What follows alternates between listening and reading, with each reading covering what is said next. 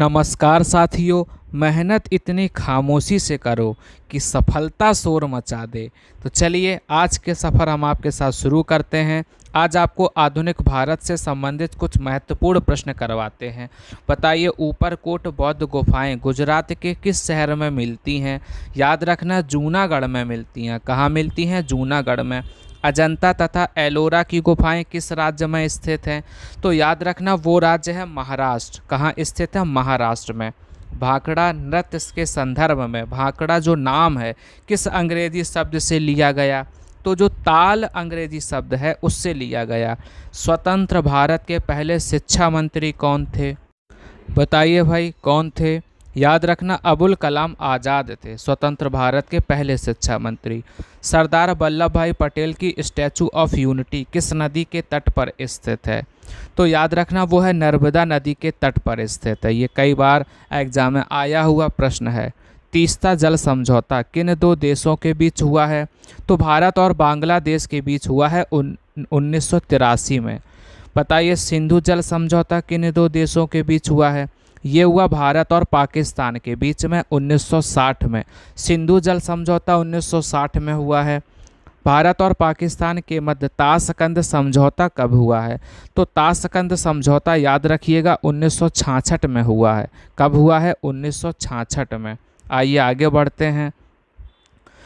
ये श्रृंखला आपकी सुबह 8 बजे लाइव की जाती है। सभी लोग सुबह 8 बजे का समय निकालिएगा और लाइव क्लास का आनंद लीजिएगा। ताशकंद समझौते के समय पाकिस्तान का प्रधानमंत्री कौन था? तो उस समय अयूब खान थे पाकिस्तान के प्रधानमंत्री। आगे बढ़ते हैं। रियो शिखर सम्मेलन किस वर्ष आयोजित किया गया?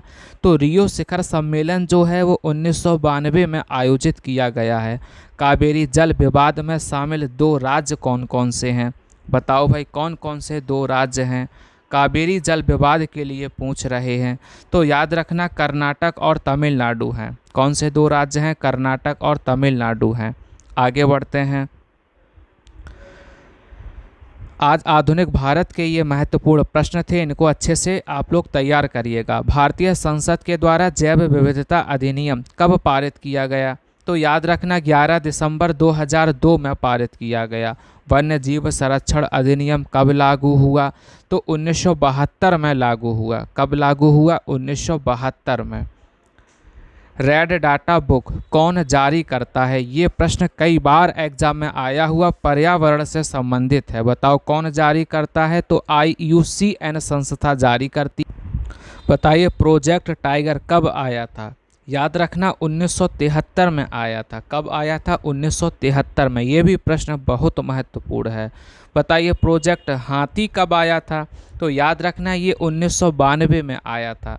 कब आया था? 1992 में आया था। संयुक्त राष्ट्र पर्यावरण कार्यक्रम की स्थापना कब हुई थी? याद रखना, 5 जून 1972 में हुई थी। कब हुई थी? 5 जून 1972 में। संयुक्त राष्ट्र पर्यावरण कार्यक्रम का मुख्यालय कहाँ स्थित है? तो वो है नैरोबी में। कहाँ है? नैरोबी में स्थित है। दिल्ली विधानसभा का गठन किस संविधान संशोधन के तहत हुआ है? तो वो संविधान संशोधन है 69वां संविधान संशोधन। कौन सा है? 69वां संविधान संशोधन। दिल्ली की पहली महिला मुख्यमंत्री कौन थी? बताओ भाई, पहली महिला मुख्यमंत्री कौन थी? तो वो है सुषमा स्वराज। सुषमा स्वराज दिल्ली की पहली महिला मुख्यमंत्री थी। मनुष्य के नाखून में क्या पाया जाता है? तो याद रखना, केराटिन पाया जाता है। क्या पाया जाता है? केराटिन पाया जाता है। हम्बनटोटा ब्रिज किस देश में स्थित है?